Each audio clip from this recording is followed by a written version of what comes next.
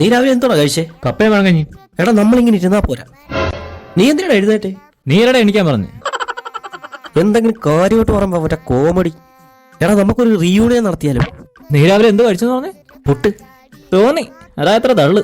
എടാ നമ്മളെ പഠിപ്പിച്ച പഴയ ഒരു മാഷില്ലേ, നമുക്ക് പുള്ളി ഒന്ന് പോയി കണ്ടാലോ? എടാ നീ ആ കൂടെ ഒന്ന് വിളിച്ചേ.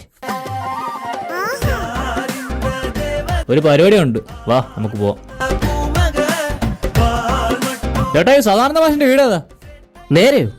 ആ ഓക്കെ ചേട്ടാ, താങ്ക്സ്. നമ്മളിപ്പോ അങ്ങോട്ട് എന്തിനാ പോണേ? EV പ്രഭാകരൻ പിള്ള. മാഷേ അനന്തകൃഷ്ണൻ 10C. ആകാശ്. ആദർശ്. നീയൊക്കെ ഏതാടാ? തോമസ് ചാക്കോ വരേണിക്കുള്ള. എവനെ സാറിന് അറിയത്തില്ലേ?